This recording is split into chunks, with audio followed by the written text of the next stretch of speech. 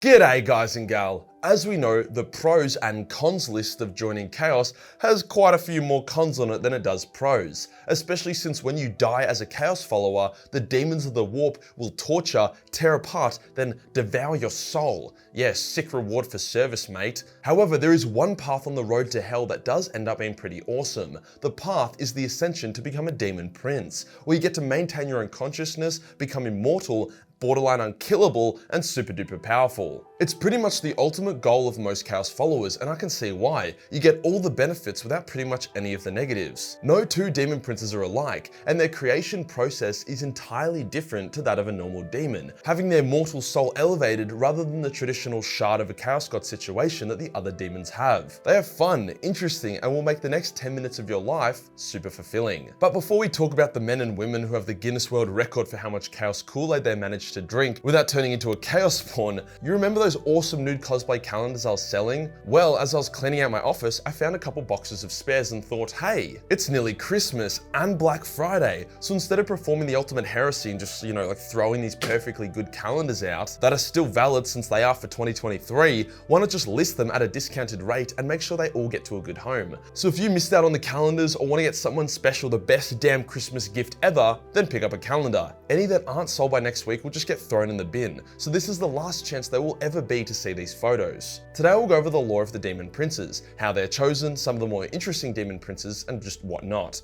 We can also suss if Xenos can become demon princes. Let's get into it. Why do Chaos Gods bother creating the significantly more unruly, less controlled, and often weaker demon princes when they could just break off shards of themselves to create the significantly more loyal and often more powerful greater demons? Well, the answer is in the question. A lesser shard of a Chaos God will be completely restricted in terms of its thought processes, plans, and actions. It will never have an insight that its God wouldn't have, as it's basically a bitch version of its God. A demon prince, on the other hand, has a living soul that can think, do, and perceive things that its patron God cannot. It's not like they can't be controlled either. When Mortarion went off Nurgle's script and tried to kill Gilliman, and then failed, Nurgle was able to basically just put him in a moth jar for being a silly boy. Similar story about the Glotkin. Demon princes that fail or disobey their masters will be punished. They do have a longer leash, but it's still lashed around their neck. If you're wondering why there's next to no undivided demon princes, it's because they are actually quite difficult to control, as they don't have one Chaos God squeezing their balls. Be'lakor is the chief example of an undivided demon prince, a warlord who has laid waste to 1,000 worlds and whose ambition climbed too high. In both fantasy and 40k, especially fantasy, Be'lakor sought to rise above his station as a pawn of chaos, instead wishing to ascend to become a Chaos God himself. Because no one Chaos God had domination over him, it took them a while to finally smack his ass down and spoil his ambitions. He did get pretty fucking close though. I mean, if you look at Total War Warhammer, he kidnaps Urson, drains its life force, and is on the cusp of godhood before you come in and spoil his fun. After Be'lakor, the Chaos Gods decided not to make undivided princes anymore,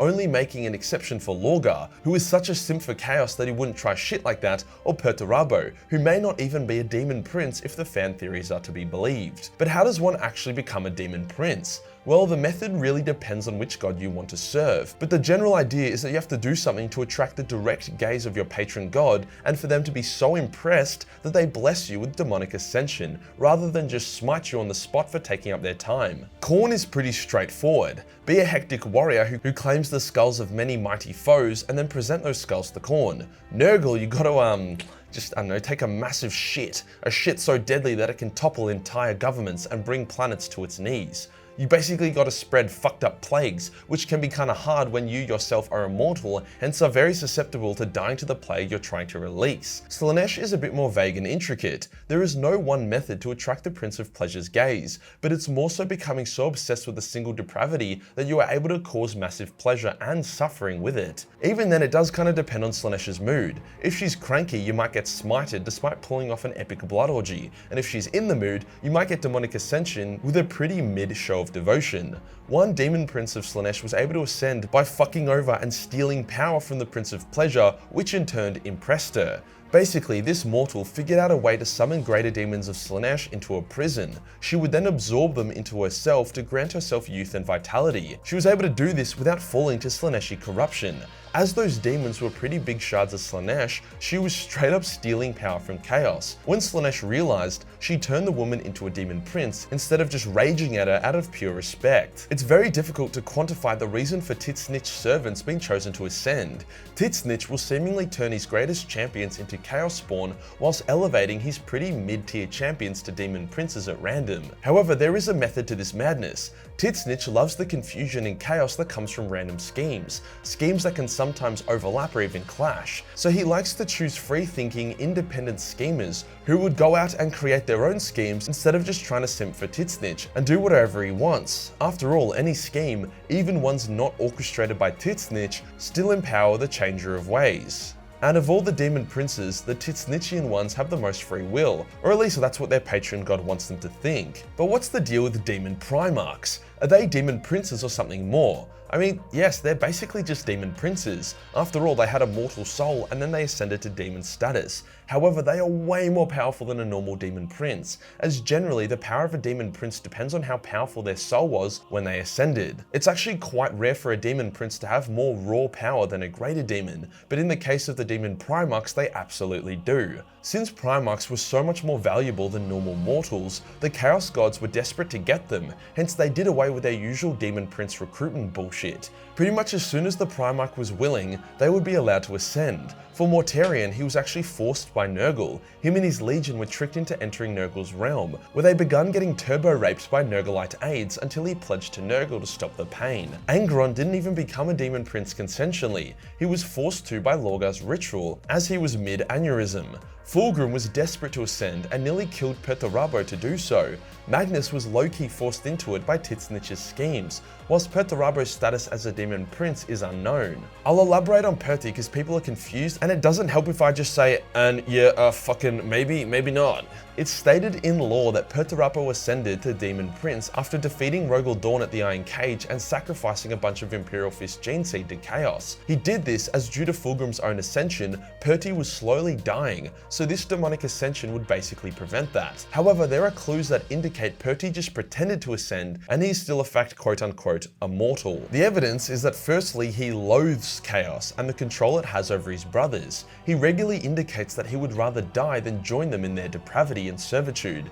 On top of that, Perturabo is described as now being massive from the amount of guns, armor, and upgrades he has added to his body. He's basically now one big dreadnought obliterator. The few bits of skin that is still exposed is described as being necrotic and dead. This doesn't match up with the normal description of a demon prince unless they were aligned with Nurgle, which he definitely isn't as he once killed a Nurglite envoy and he has fought against Nurgle. Not to mention his Iron Warriors are not Nurgly in the slightest. My theory is that he never ascended and has been cybernetically dreadnoughting himself to keep him alive, despite the wound Fulgrim gave him. The Demon Prince Ascension story could just be a cover-up to get people to leave him the fuck alone, or one of the many things GW is due to retcon, especially after how popular Perturabo has become from the later Horus Heresy novels. Now for some of the best Demon Princes. First up we have Doombreed, one of the first ever humans to ascend to become a Demon Prince. It's heavily implied that Doombreed was Genghis Khan, chosen by Khorne upon his death for the violence and suffering he inflicted on mankind during his legendary conquest. Doombreed has become one of Khorne's greatest weapons. He destroyed entire worlds during the Horus Heresy, fought against the Emperor on the Vengeful Spirit, and even witnessed the death of Sanguinius. Post-Heresy, he managed to wipe out 2 entire Loyalist chapters, wearing a cloak made of 1,000 Astarte skulls. He was bound for 500 years, however Mephiston accidentally released him, then kicked his ass back to the warp. Now free, Doombreed leads one of Khorne's armies as he rampages across the galaxy. Then we have my personal favourite, Cherubbaal, a demon prince of unknown patron god, but seems most likely to be Slaanesh just based on the way the dude speaks and acts. Before becoming a force of good after Inquisitor Eisenhorn bound him to his will, he had enslaved entire star systems, civilizations, and entire races to his will, toying with them for his own pleasure. Eventually, Inquisitor Quixos was able to free one of these worlds and bind Cherubbaal to his will in doing so. Eisenhorn would later kill the corrupted Quixos, banish Cherubbaal, then rebind the Demon Prince as a big fuck you.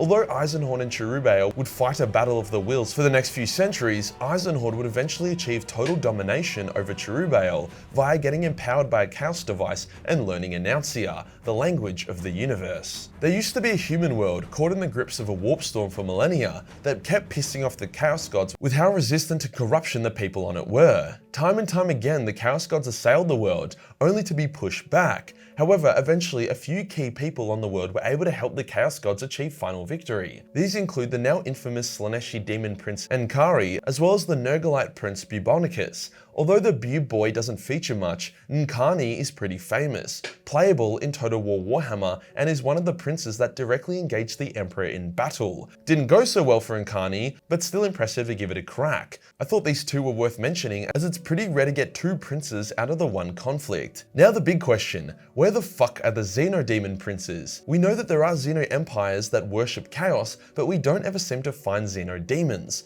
Well, Be'lakor is said to be older than humanity, so he would have had to have originated as a Xeno of some kind, in 40k at least. Other than that, it's pretty much empty, just shows how much of a fuck GW gives about the Xeno factions. You could probably consider Tuskar Demonkiller to be a Demon Prince, as Khorne jacks him off on the daily, but that is a bit of a stretch. Demon Princes come in all shapes and sizes, ranging from one-person apocalypses all the way to a pretty low-key sub-villain. Regardless, it is arguably one of the best gigs you can score in the entire galaxy. If you enjoyed the video and you want to support the channel, then pick up a calendar. I shit you not, there's literally like 1 or 2 boxes left. Hit the subscribe button, then hit the real subscribe button for more demonic content. Join the Discord for more memes, and I'll see you in the next one. Peace.